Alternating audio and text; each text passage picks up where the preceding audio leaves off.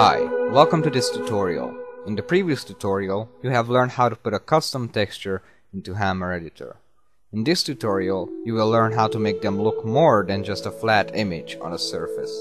You will also learn how to package these textures and make them available in your maps. In the previous tutorial, we used Paint.net to convert the texture into the VTF format, and VTFEdit to create the VMT files for it. However, I have recently gotten Photoshop, so in this tutorial I'm gonna be using Photoshop. But not to worry, most of the commands in Photoshop are the same as Paint.net, so you shouldn't worry. So first we're gonna learn how to make bump maps in your textures. Bump maps essentially create a simulation of a bumpy surface and will apply shadow effects and will look really good.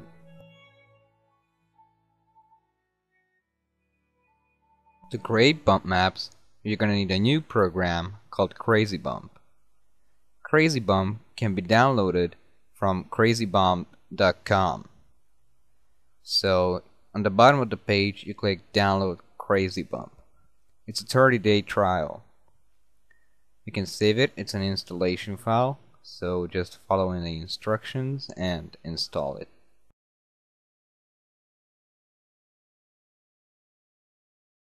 So, first of all, open Photoshop or Paint.net if that's what your choosing is. Go ahead and click File, Open, and you should go to the directory while your texture is saved. Mine is in Program Files, Steam, Steam Apps, my username, and Counter-Strike Source, C-Strike, Materials, and New Textures. And we're going to be opening our brick new texture from our previous tutorial. Now that we have our texture open, all you have to do is press Ctrl A to select all and press Ctrl C to copy the texture. Next, you should minimize Photoshop and open Crazybump.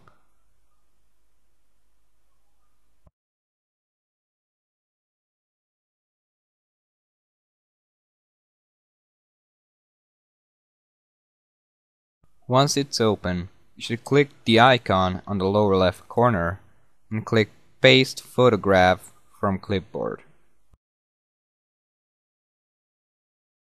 Once it's loaded, it will present you with two pictures. Select the one that is more realistic.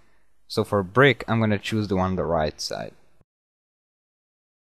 So once you've done that, you'll see that you have your bump map, and you also have this little preview which will allow you to see what the texture will look like once the bump map is applied.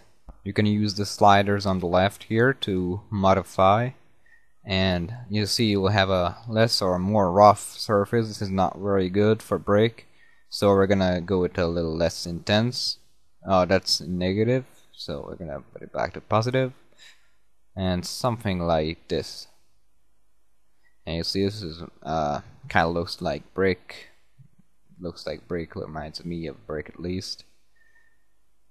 And you can also use these sliders to modify the detail. I like to have lots of details, so it'll look a lot better.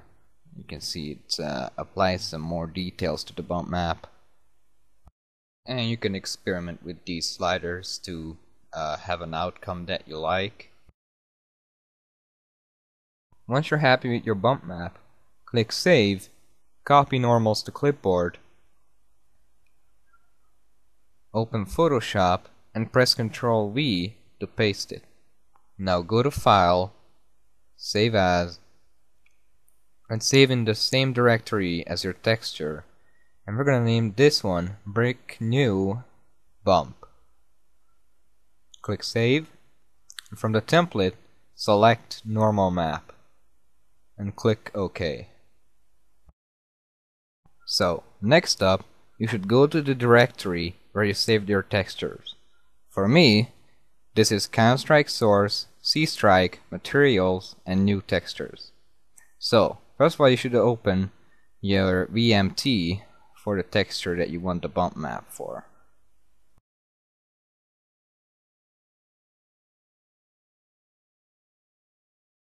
So once you have that open, you should add a new line in quotation marks, enter $, bump map, quotation mark, newtextures / break _ new _ bump, and quotation mark, and save that, and that should be for setting up a bump map for an existing texture.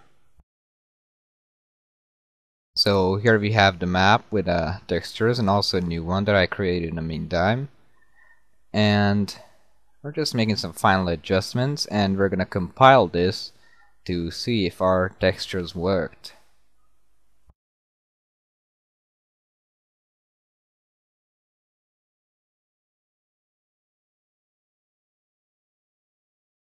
So we're loading up the map now, and if everything went right, then it should be bumpy, and yes, indeed it is bumpy.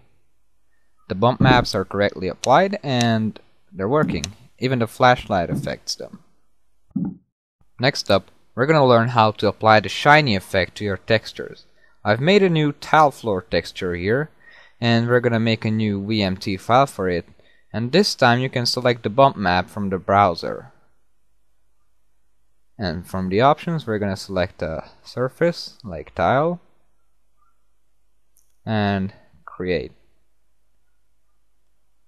So once you have the VMT file open, you should add a new line and call it envmap, and envcubemap should be the value.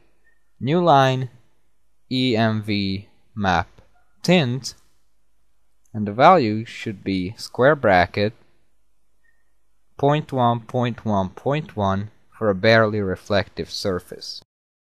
For our tile, I'm gonna enter 5.5.5 because it will be a slightly reflective surface. Just save it and you're all set. In Hammer, when you use the reflective surfaces, you should always create an envcubemap somewhere in the map, or else if you compile it with HDR, it'll look really weird. So make sure you have at least one envcubemap in your map. When you first load up your map with the shiny surface, you will see that it's hardly reflective. So open the console and enter build cube maps. It will build the cube maps. Then you should disconnect, load up another map, and then load up your map again. Once you're done, you will see they will be reflective. It's pretty nice. And make sure you experiment with lighting conditions to get the results you want. Now you might want to distribute your map, but when you distribute it, people won't be able to see your textures by default. To fix this, you're gonna need to download PakRat. PakRat is available at the Valve developer community. Just follow the link in the description, go to the bottom of the page and click download. It's a Java program, so make sure you have Java installed. Once you downloaded and extracted it, open the folder and open pakrat.jar. It'll open a browser. Navigate it to where your map is located and open your map.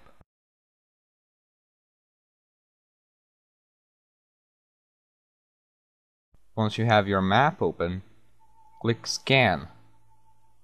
There you have to enter your mod directory of your game. For me, this is Program Files, Steam, Steam Apps, my username, Counter-Strike Source, and C-Strike. Once you're done, click Scan. It will scan for all the missing files. Then click Add Selected. On the dialog box that pops up, always click Yes to all. Then click File, Save BSV, and click Save. It'll override your original BSV, and now it's ready for distribution.